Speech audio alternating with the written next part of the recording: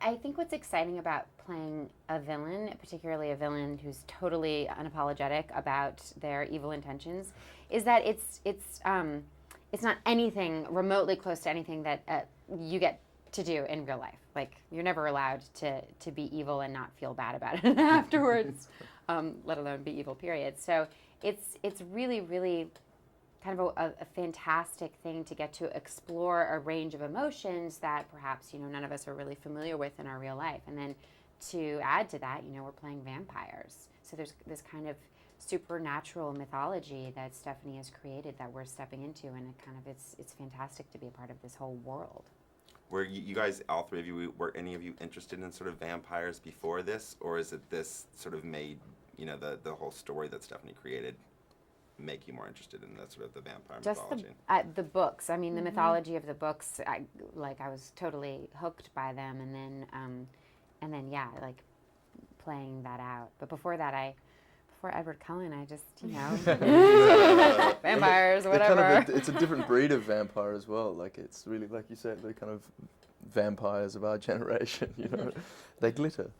But it's kind of great to have these characters that are not two-dimensional, that are really complex, and Riley, for me, is kind of harboring this intense hatred towards humanity, because that's what he's been deprived of. So it's kind of great to play the villain, but also to play the villain that kind of has a human side and a heart, which kind of makes it really interesting and really compelling, I think. And for you, Dakota, it's very different because you sort of get to really be, I think you might be the most evil of the group because you seem to take pleasure in it. Hers is a very specific revenge for a reason, and yours is like for fun, for sport.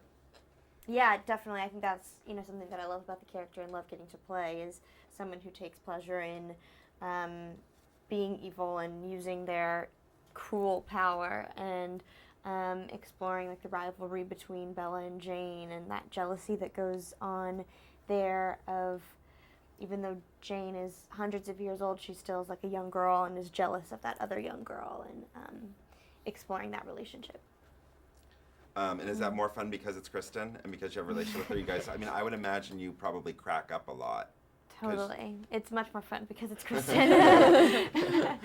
And it definitely, I think it's almost better in a way because we do know each other. I don't know. There's something about it, like, I'm free to like be as mean to her and not feel bad about it because she's one of my really good friends, and it takes away like any tension there. It's just completely open, and I like that. And now you guys obviously worked with only David Slade, and you work with both Chris and David. What do you guys think about the idea that there's sort of a different director each one? I mean, that's sort of the way like the Bond series is like that, but what do you think? I mean, it's very different than like the Peter Jackson Lord of the Rings. Right. Well, it's kind of Harry Potter has done sort of a exactly. similar thing, which is, I think that the books have such a specific voice. I mean, Stephanie obviously has such a specific and singular point of view on the story. I feel like it's very, in a way, it's really exciting and very.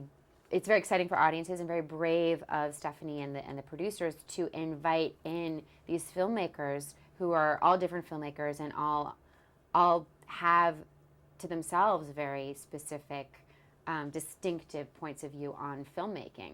And so I think it's just about I think the producers and Stephanie have found the perfect filmmaker for that story, for the things that are explored in each movie, and particularly in Eclipse. I mean, it's a really complex, very very intense narrative. It's obviously everything that's been set up in Twilight and New Moon comes to a head in this film, and therefore I believe, and I think people are really responding universally in this way, that David Slade is absolutely the perfect filmmaker to tell this story.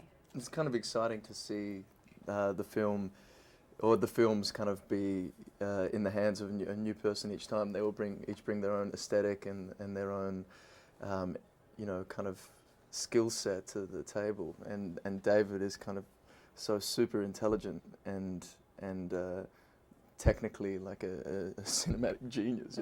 He's really amazing to work with, and has a really fierce grip on the dark side of the film as well, which is really cool.